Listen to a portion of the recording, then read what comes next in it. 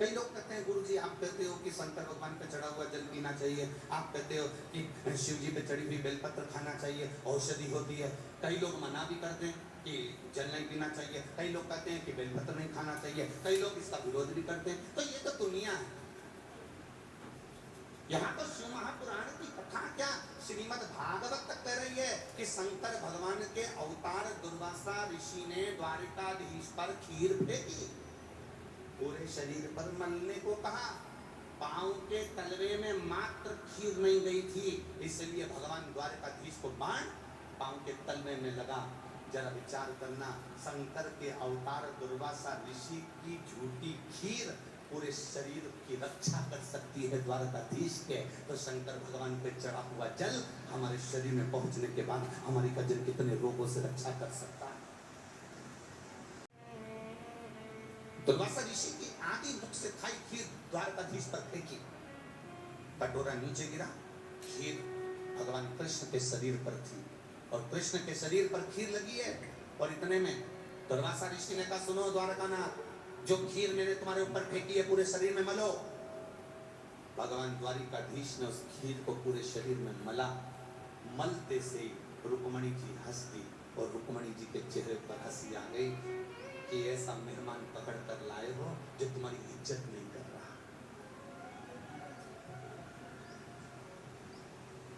ऐसा मेहमान पकड़ कर लाए जो तुम्हारी इज्जत ना करे, तुम्हारा सम्मान ना करे, तुम्हारा आदर ना करे। खीर फेंक दी, द्वारकाधीश के शरीर पर खीर लगी थी और रुक्मणी जी हंस दी। हंसते से ही दुर्वासा ऋषि को क्रोध आ गया और दुर्वासा बाबा ने कहा, सुनो कृष्ण, आज पूरी द्वारका घूमने के लिए जाऊंगा, पैदल चलकर नहीं जाऊंगा, रथ पर बैठकर जाऊंगा, पर रथ में ना घोड़ा जुतेगा ना घोड़ी जुतेगी, उस रथ को खींचने के लिए रुक्मणी जुतेगी। रथ को रुक्मणी खींच कर लेकर जाएगी, ना घोड़ा ना घोड़ी लगेगी, रुक्मणी लगे रथ पर। द्वारकाधीश ने रुक्मणी को रथ में लगा दिया, पीछे पीछे द्वारिका के नाग खीर में भिड़े हुए चल रहे हैं, रथ दुर्वासा ऋषि चलवा रहे हैं। रुक्मणी जी थोड़ी दूर तक रथ खींची, बाद में चक्कर खाकर नीचे गिर गई। गिरते से तभी दुर्वासा ऋषि ने उन पर जल का छींटा दिया और जल का छींटा देकर कहा, सुनो द्वारकानाथ, द्वारकाधीश, इस रुक्मणी ने मेरी हंसी उड़ाई है, मुझे द्वारका का पूरा दर्शन नहीं कराया, इसलिए तुम्हें द्वारकाधीश अपने महल से, अपने नगर से इस रुक्मणी का त्याग करना पड़ेगा। आज भी द्वारकापुरी में द्वारकाधीश के मंदिर से रुक्मणी का मंदिर कोसों दूर है, क्योंकि दुर्वासा ऋषि भगवान शंकर ने भगवान कृष्ण से कहकर रुक्मणी का त्याग करवा दिया था। तब भगवान दुर्वासा ऋषि ने कहा, हे कृष्ण, मैंने तुम्हारे शरीर पर खीर दी थी, वो खीर तुमने पूरे शरीर पर नहीं लगाई। भगवान कृष्ण कहते हैं, द्वारिकानाथ कहते हैं, दुर्वासा जी, मैं जानता हूँ आप शिव हो, आप शंकर के अवतार हो, मैं जानता हूँ। तो भगवान दुर्वासा ऋषि ने कहा, मैंने तुझे खीर दी थी, प्रसाद दिया था, तूने पूरे शरीर में नहीं लगाया। इतने में दुर्वासा ऋषि के शब्द सुनकर द्वारिकानाथ कहते हैं, प्रभु पूरे शरीर में लगाया। भगवान दुर्वासा जी ने कहा, पूरे शरीर में लगाया पर पांव के तलवे में नहीं लगाया। भगवान कृष्ण कहते हैं, संत और गुरु की खाई प्रसादी होती है, प्रसाद को पांव के तलवे में कैसे देता, इसलिए मैंने खीर को पांव के तलवे में नहीं लगाया। मेरे दुर्वासा बाबा शंकर के अवतार, शिव के अवतार दुर्वासा ऋषि कहते हैं, सुनो द्वारकानाथ, तुमने खीर पूरे शरीर में लगाई पर पांव के तलवे में नहीं लगाई, इसलिए तुम्हारे प्राण छूटेंगे तो पांव के तलवे से छूटेंगे। इसलिए शंकर कवच देते हैं, शिव कवच प्रदान करते हैं, पांव के तलवे में वो खीर नहीं लग पाई थी, इसलिए जरा नाम के व्याघ्र ने जो बाण छोड़ा था वो कहाँ लगा था, द्वारकाधीश के पांव के तलवे में। जम के बोलो जरा, कहाँ लगा, पांव के तलवे।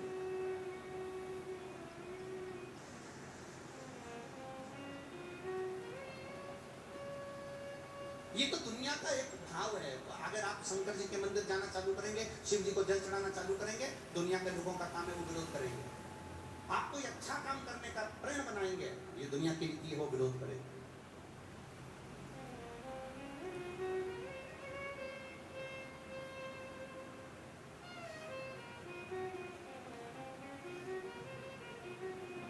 की रीत है। आप अच्छा करते चलो, आग लगे बस्ती में, बोले बोले जम के जरा अपन रहे हो मस्ती में, क्या किसको रोइए सोइए, सारी समस्या का हल। पर सावन में एक लोटा नहीं, जम के बोलो जरा, 2 लोटा जल, सावन सावन में 2 लोटा।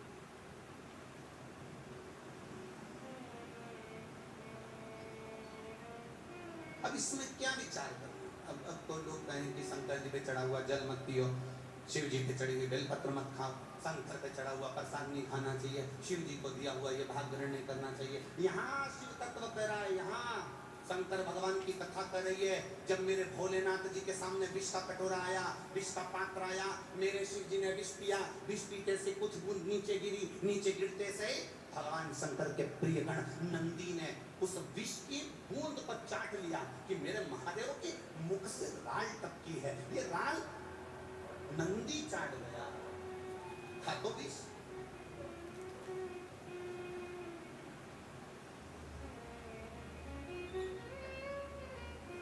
उस विष की बूंद को नंदी चाट गया, शिव जी के मुख से टपका हुआ राल, विष की राल नंदी चाट गया। शंकर भगवान ने देखा कि मेरा नंदी मेरे मुख की राल को चाट गया, कहीं इसके प्राण न चले जाएं। शंकर भगवान ने नंदी को अपने पास बुलाया और नंदी के गले को शिव जी ने हाथ फेरना प्रारंभ किया। आज भी गाय, बछड़े, नंदी, बैल जब आप हाथ फेरना प्रारंभ करते हो उसके गले में, तो बैल अपने मुख को ऊपर करता है कि नहीं करता? अरे बोलो, जम के बोलो। किसी ने देखा? आप गाय के गले पर हाथ फेरो, गाय मुख ऊपर करेगी, बछड़े के मुख पर हाथ फेरो, बछड़ा मुख ऊपर करेगा, बैल के मुख पर हाथ फेरो, बैल मुख ऊपर करेगा, नंदी के मुख पर हाथ फेरो, नंदी मुख ऊपर करेगा। क्यों करता है? क्योंकि उसको लगता है कि वो हाथ आप नहीं फेर रहे हो, मेरा महादेव मेरे गले का स्पर्श कर रहा है और मेरे जिगर को कम कर रहा है। वो उसको महसूस होता है, उसको अनुभव होता है।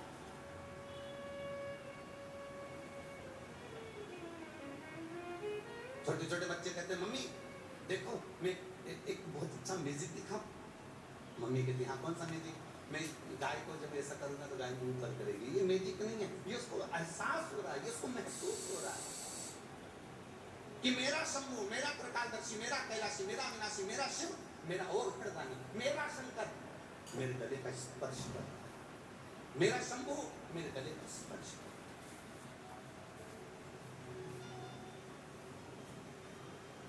केवल वो छूता है तो जहर को भी समाप्त कर देता है। तो उस पे चढ़ा हुआ जल हमारे ना जाने जिंदगी के कितने जहर को समाप्त कर देता है, जिसका हम पान।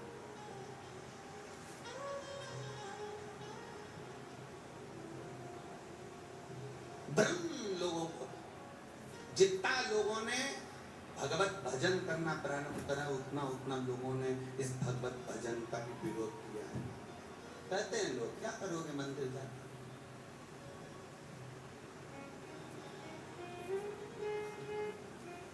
कथा मेरे परमात्मा के चरणों की धूल जिंदगी भर प्राप्त करने के लिए करी जाती है। उस परमात्मा के चरणों की रज हमें प्राप्त हो जाए, उस परमात्मा के चरणों। कई लोग कहते हैं कि इसके लिए कथा कर दी होगी, उसके लिए कथा कर दी होगी। कथा जो होती है वो परमात्मा के चरणारविंद की प्राप्ति के लिए होती है। राम कृष्ण के चरण मिल जाएं, शिव के चरण मिल जाएं। अलवर वालों, जिस दिन कथा समापन होना उस दिन थोड़ी देर खड़े रहकर यहाँ का दर्शन करना। जिस दिन कथा समापन हो उस दिन यहाँ का दर्शन करना। जब यहाँ से लोग जाते हैं ना, तो जहाँ बैठते हैं वहीं की थोड़ी थोड़ी मिट्टी उठा कर ले जाते हैं। ऐसी कथा कभी जिंदगी में नहीं सुनी होगी कि जहाँ बैठकर लोग मिट्टी भी भर कर लेकर चले जाते हैं। मैं अलवर वालों से निवेदन करूंगा, तुम्हारे राज्य में तुम्हारे क्षेत्र में, तुम्हारे इस पुनीत पावन राजा भर्तरी की नगरी में जो कथा हुई हो, उसके अंदाजा लगाकर इस कथा का स्मरण करना और आखिरी तक 7वें दिन तक विचार करना। 7 दिन इस कथा के पंडाल में बैठकर आप कथा श्रवण करें और तारीख लिखना कि मैं इतनी तारीख को इतनी बजे इस पंडाल में पहुंची थी और 3 महीने उस तारीख का इंतजार करना कि मैंने जो मांगा था मेरे ओघड़दानी ने मेरी झोली में भर कर दिया कि ना दिया। वो प्रदान कर देता है, छोड़ता नहीं खाली। हमारा निवेदन केवल इतना, आप आए हो, आपकी चित्तवृत्ति जमी है, आपका मन इस शिव तत्व की ओर रमा हुआ है, आपका मन भगवत भजन की ओर रमा हुआ है। आप उस भक्ति को अपने भीतर उतारें, आप उस भक्ति को अपने अंदर उतारने का प्रयास करें। अब शिव शिव और महाराज, काहे की माला बनी कौन नाम जपना,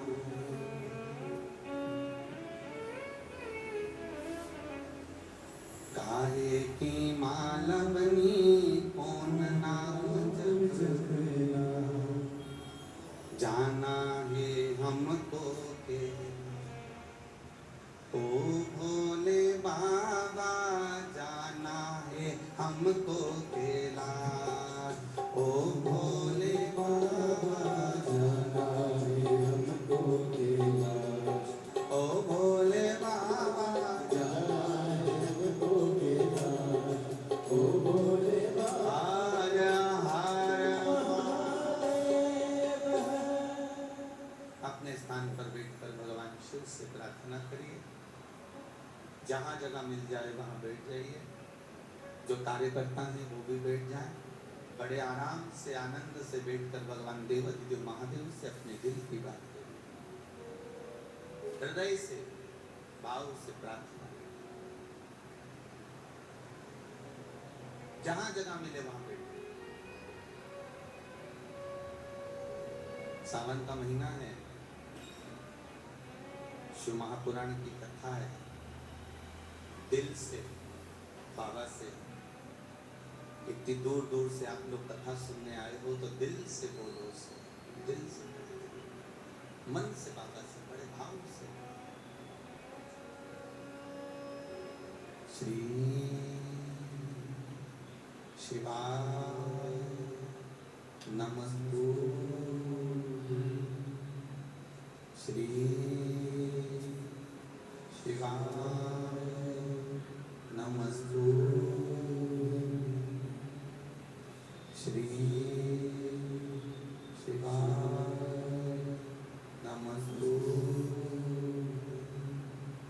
श्री शिवाय नमस्तु, श्री शिवाय नमस्तु। भोला सब दुख काटो हमारा, ओ भोला सब दुख काटो हमारा। शिव शंकर जपो तेरी माला, भोले बाबा जपो तेरी माला, भोला सब दुख काटो हमारा, ओ भोला सब दुख काटो हमारा। वेश है मंगल मंगलकारी, वेश है मंगल मंगलकारी, शमशान वासी हमारा, शमशान वासी हमारा, ओ भोला सब दुख काटो हमारा, ओ भोला सब दुख काटो हमारा। शिव दुख को काटता है,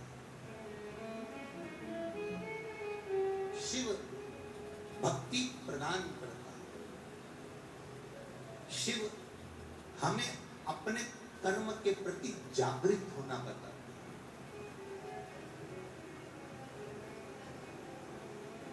अकाल मृत्यु वो मरे जो काम करे चंडाल का, काल उसका क्या बिगाड़े जो भक्त हो महा काल का।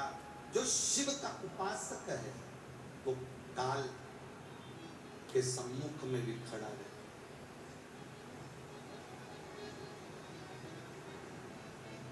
काल के सम्मुख में भी वो खड़ा है।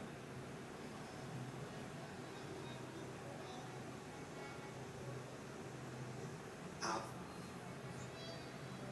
भगवान शिव परीक्षा जरूर लिए। दुर्वासा का रूप रखकर द्वारिकाधीश के ऊपर खीर जरूर फेंकी। दुनिया की दृष्टि में वो थोड़ा सा गलत रहा कि झूठा भगवान पर फेंक दिया। ये दुनिया की दृष्टि में थोड़ा सा गलत है, लग सकता है, पर मेरे भोलेनाथ जी ने खीर जो फेंकी थी वो कवच देने के लिए फेंकी। ये दुनिया की दृष्टि में गलत हो सकता है। लोग कह सकते हैं कि शंकर जी पर चढ़ा हुआ जल मत पीना, या बेलपत्र मत खाना, या ये मत करना या वो मत करना, शिव मंदिर मत जाना, एक लोटा जल मत चढ़ाना, ये मत करना वो मत करना। ये दुनिया की दृष्टि में गलत हो सकता है, पर शिव महापुराण की जो दृष्टि है, वेद व्यास जी ने जो 24,000 श्लोक की 12 संहिताओं में बांटकर जो शिव महापुराण की कथा दी है, ये हमारी भक्ति का संचार करने के लिए।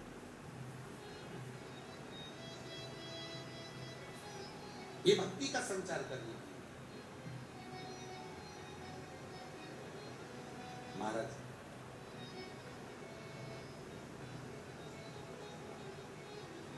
शिव महापुराण की कथा करती है,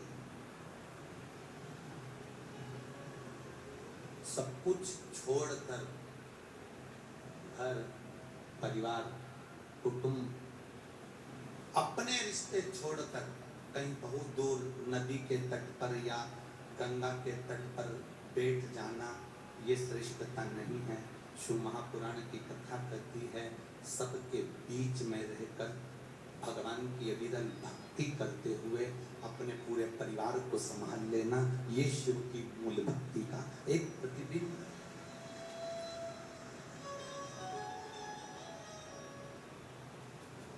त्याग शिव महापुराण की कथा चल रही है,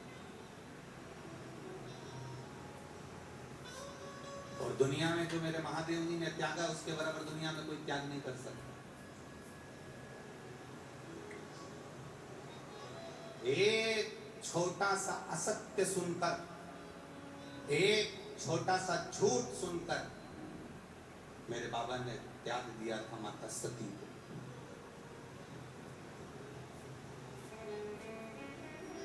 मां सती को त्याग। त्याग कहते किसको है? केवल त्याग का वर्णन कर देने से त्याग हो जाता है क्या? एक लड़की बड़े बड़े अरमान से लड़की कहती है तुम चिंता मत करो, पूरा घर छोड़कर मैं तुम्हारे लिए आ रही हूं।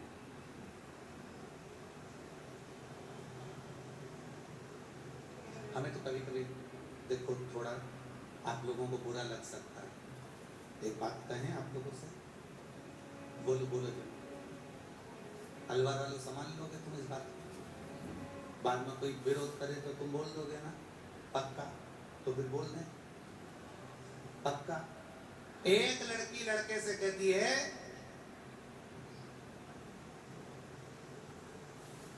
जो स्नेह करने वाली है, प्रेम करने वाली है,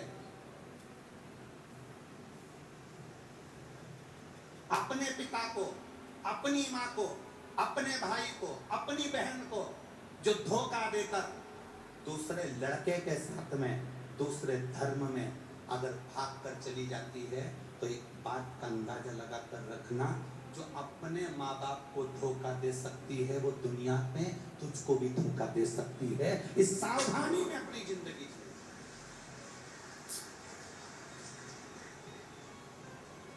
और वो लड़का जो अपने माता पिता का हितैषी ना बन पाया, वो लड़का जो अपनी माता पिता का हितैषी ना बना, अपने परिवार का हितैषी ना बना, वो तेरा हितैषी बन जाएगा।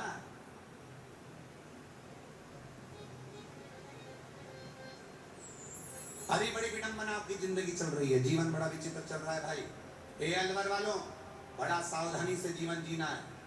प्रेम का झांसा देकर लोग तुम्हारे साथ में कुछ वीडियो और क्लिप बना लेते हैं और बाद में उसी लड़की से पैसा कमाकर गाड़ी, मोटरसाइकिल, घड़ी और ऐश और आराम की जिंदगी जीना चालू कर देते हैं, क्योंकि लड़की के बाप के पास ज्यादा धन होगा। सावधान रहें बेटियां।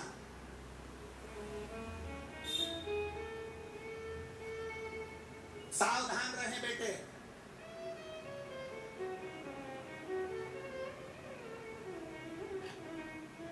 हम किसको धोखा दे रहे हैं? अपनी माता को, अपने पिता को। जिस पिता ने तुम्हें पढ़ाया, जिस माँ ने तुम्हें गोद में खिलाया, जिसने अपनी पूरी जिंदगी निकाल दी तुम्हें गोदी में रखकर पालने में, पोसने में, बड़ा करने में।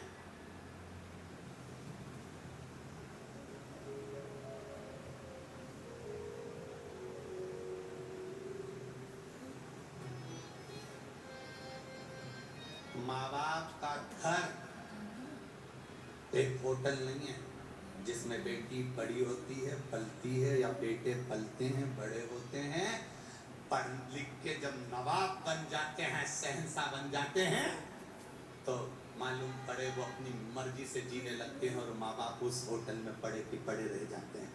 माता पिता का घर होटल नहीं है। माता पिता का घर संस्कारों की एक पूंजी है जिसमें वो संस्कार देकर अपनी औलाद को बड़ा करने का प्रयास करते हैं। उसमें संभले बच्चे, उसमें समझे बच्चे।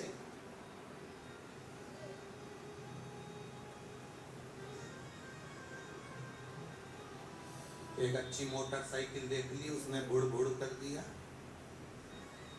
वो मोटरसाइकिल तो देखी, उसमें पेट्रोल तो देख ले, 50 रुपए से ज्यादा का नहीं है। कहीं बीच में घड़ी नहीं हो जाए। एक मोटरसाइकिल देखी, पेट्रोल नहीं देखा। ऊपर की सुंदरता देखी, बड़े बड़े बाल देखे, थोड़ी बहुत बॉडी साड़ी देख ली, पर अंदर का दिल नहीं देखा रही तूने। मोटरसाइकिल देखी पर पेट्रोल नहीं देखा, स्वरूप देखा पर दिल नहीं देखा, परिवार देखा पर मेरा सनातन धर्म नहीं देखा। किस बात का जीवन?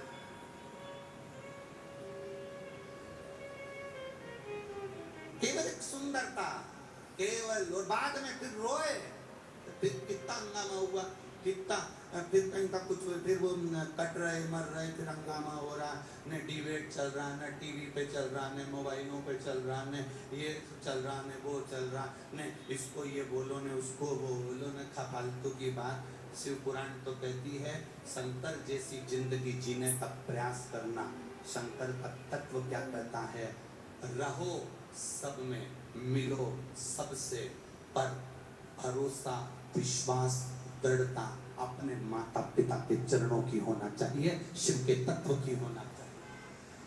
हम मिलने में मना नहीं करेंगे, हम कहीं जाने से मना नहीं करेंगे, तुम्हारी विद्या से मना नहीं करेंगे, तुम्हारी पढ़ाई से मना नहीं करेंगे, तुम्हारी नौकरी से मना नहीं करेंगे, तुम्हारी सर्विस से मना नहीं करेंगे। तुम अपनी विद्वत्ता को धारण करो, बेटी हो, अपने जीवन को जियो, अलमस्त होकर जियो। अच्छी पढ़ाई, अच्छी एजुकेशन, अच्छा कॉलेज, अच्छी विद्या अध्ययन करो, अच्छी नौकरी पाओ, पर अपनी बुद्धि को मत बिगड़ने दो, अपने चित्त को मत बिगड़ने दो, अपने व्यवहार को मत बिगड़ने दो।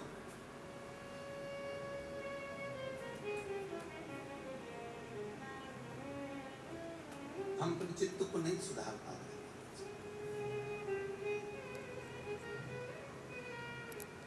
बहुत राजस्थान की पावन धरा, मारवाड़ की भूमि, इस राजस्थान की भूमि का एक जीवन का एक पहनावा रहा है। इस राजस्थान की माताओं का एक पहनावा पूरे भारत को सीख देता है, पूरे भारत को। इस भारत की नारी राजस्थान का जो पहनावा है पूरे भारत को सीख देता है। आज भी राजस्थान की नारी जो लुगड़ा, चौली, घूंघट वस्त्र जो धारण करती है वो मर्यादा में करती है और वो मर्यादा पूरे भारत को देती है, पूरे भारत को। राजस्थान अपने परिधान से, राजस्थान अपनी वेशभूषा से, राजस्थान अपनी मर्यादा से, राजस्थान अपने संस्कारों से, राजस्थान अपने भोजन से, राजस्थान अपने शिलाखंडों से और राजस्थान अपने आए हुए मेहमानों के आतिथ्य से आज भी भारत में जाना जाता है। ये आतिथ्य से जाना जाता है, यहाँ का आतिथ्य बड़ा प्रबल है। हम किस जगह रह रहे हैं, हम किस सनातन धर्म में रह रहे हैं और अपने धर्म को त्याग कर हम दूसरे धर्म में चले जाएं, अपने धर्म को छोड़कर हम दूसरे धर्म में प्रवेश कर जाएं, अपने धर्म को छोड़कर हम दूसरी जगह चले जाएं। जो अपने माता पिता का नहीं हुआ वो दुनिया में किसी का नहीं हो सकता। जिस माँ ने जन्म दिया, 9 महीना कोख में रखा, पाल पोस कर बड़ा करा, दुनिया के ताने सुने, बड़ा करा, कॉलेज भेजा, स्कूल भेजा, तुम उसके नहीं हुए तो दुनिया के किसके हो?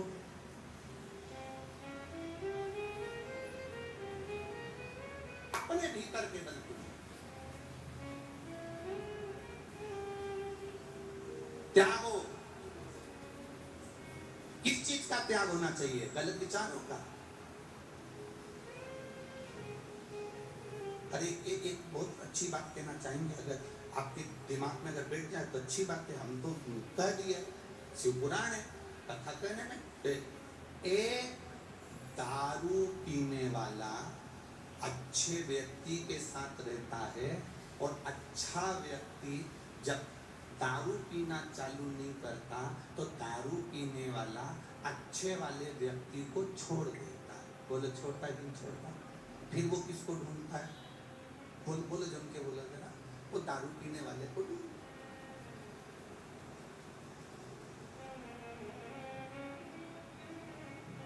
मदिरा पीने वाला, नशा करने वाला, दारू पीने वाला, गलत व्यसन करने वाला अच्छे व्यक्ति को छोड़कर व्यसनी को ढूंढ लेता है।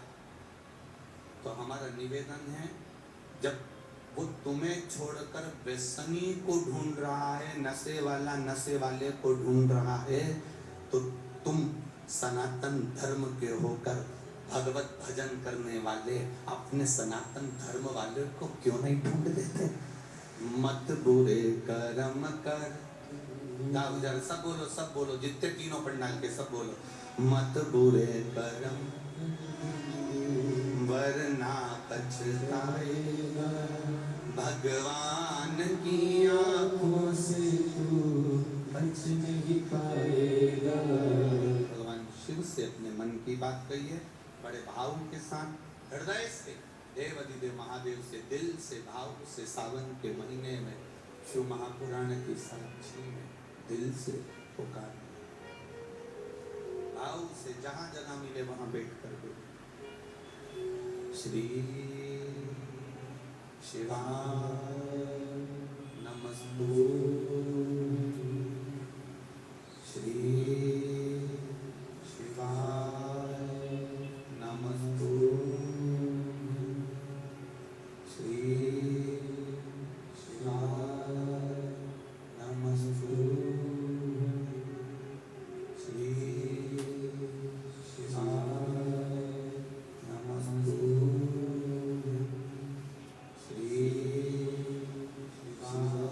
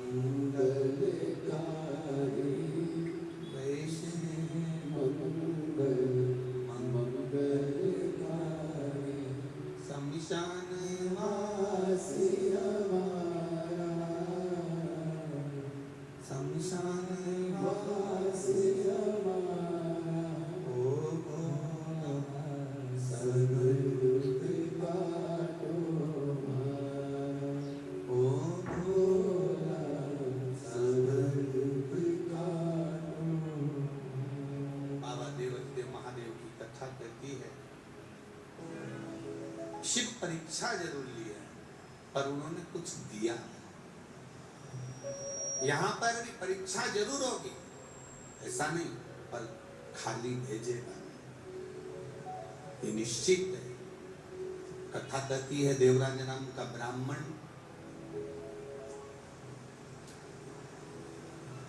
जो शिव मंदिर में चोरी का सामान लेकर चले गया था, शरीर में तपन ताप हुआ, कथा चल रही थी शिव महापुराण की, 2 क्षण की श्रवण कर ली और बाहर निकल गया।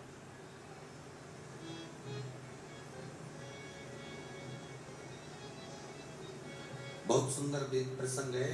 पुष्कर राज की धरा पर सारे तीर्थ आप नहीं जा सकते, सारे तीर्थ आप नहीं पहुंच सकते। तब वेदव्यास जी ने उमाखंड में लिखा, वेदव्यास जी लिखते हैं जब सारे तीर्थ संसार के मनुष्य नहीं जा सकते तब आपके क्षेत्र में 200, 500, 300, 400 किलोमीटर की दूरी पर अगर कहीं शिव महापुराण की पोथी, शिव पुराण की कथा पहुंच जाए और तुम वहां पहुंच जाओ तो समझ लेना कि आप सारे तीर्थ ना गए पर शिव पुराण में चले गए तो पूरे तीर्थ का फल मिल गया। सारे तीर्थों का फल बोल बम का नारा है। सारे तीर्थ अगर हम ना जा पाए, एक शिव महापुराण की कथा में भूलवश पहुंच गए तो हमारा कल्याण। देवराज नाम का ब्राह्मण भूलवश शिव मंदिर के अंदर चले गया, चोरी का धन था उसके साथ, चोरी की संपदा उसके साथ।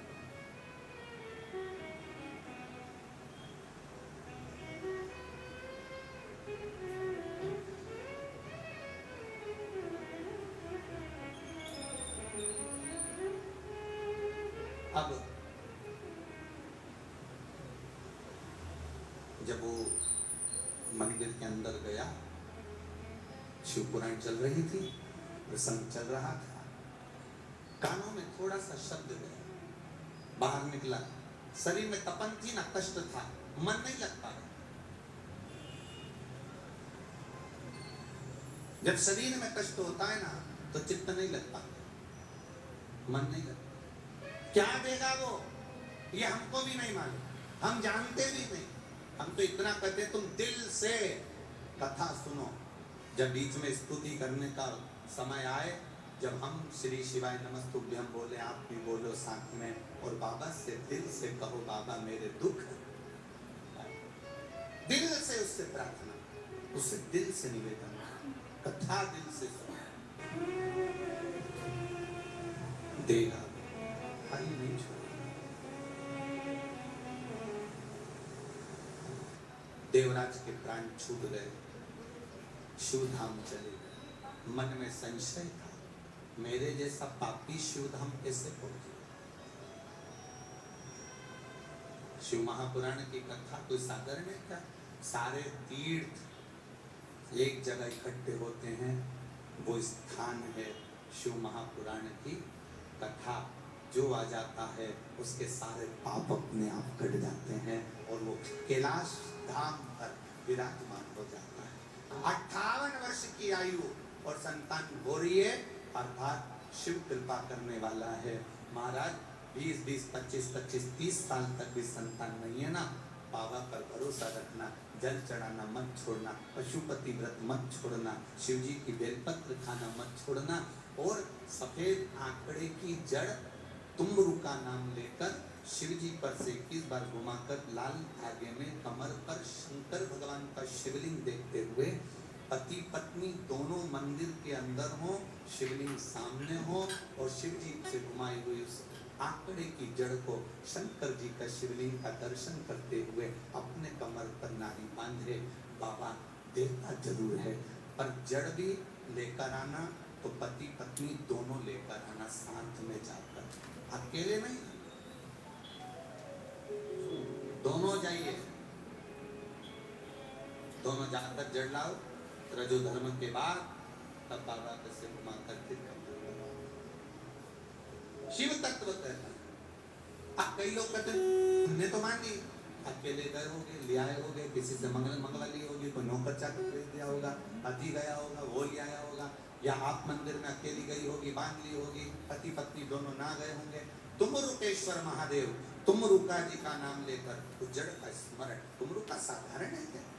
भक्ति का एक रस तत्व है तुमरुका जी।